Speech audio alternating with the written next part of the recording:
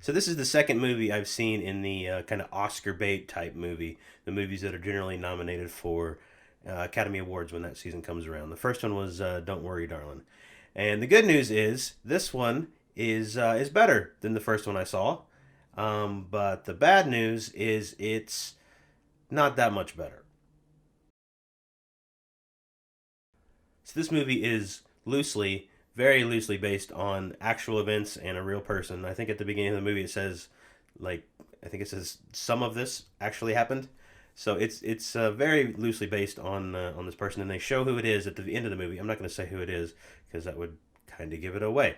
But this is directed by David O. Russell. He's got these movies here. Silver Linings Playbook was great. Three Kings was awesome.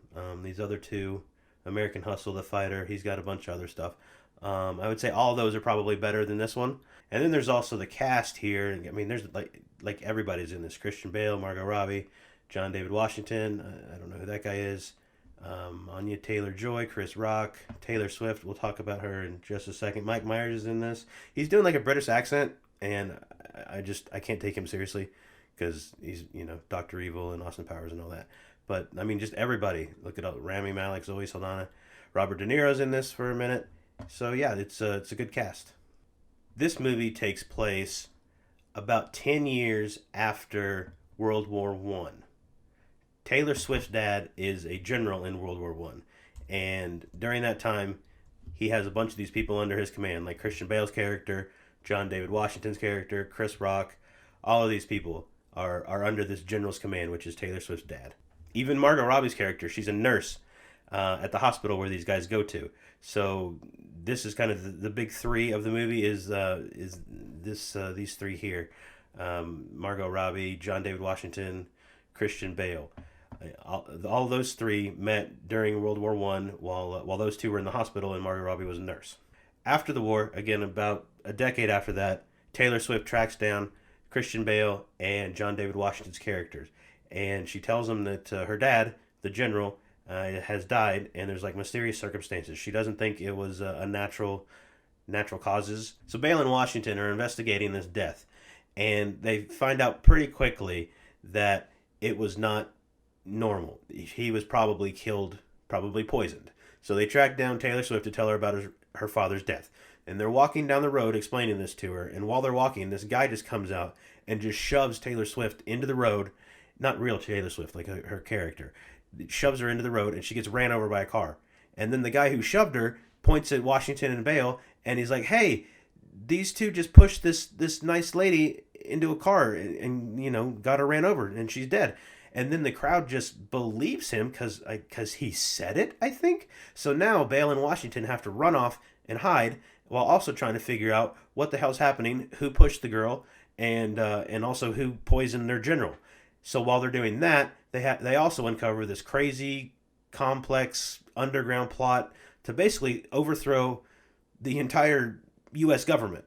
So this movie's called Amsterdam. You can see here, Amsterdam, and hey, right there, Amsterdam. So obviously, it takes place in so many places besides Amsterdam. I think it takes place in Amsterdam for like 10 minutes of the movie. Like the majority of it is in New York, the New York area, and France, Belgium.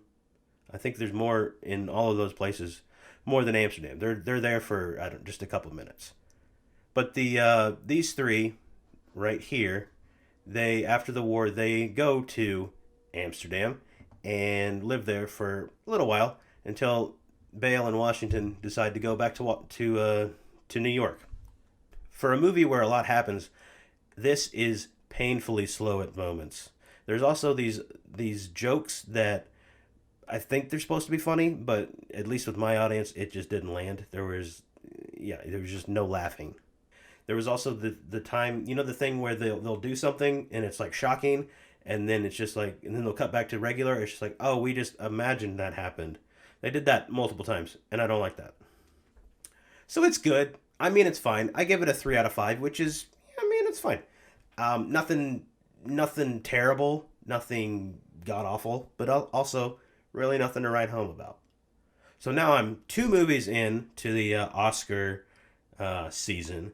And for my way too early Oscar predictions, I would say Best Picture would have to go to Amsterdam. Yeah, best out of the two. Oh, absolutely. Yeah, compared to Don't Worry, Darling. Yeah, Amsterdam would get the win. Best Actor, I would say probably Christian Bale. Best Actress would be Florence Pugh from Don't Worry, Darling. And Best Supporting Actor, I would say John David Washington, and actress Margot Robbie, all from Amsterdam.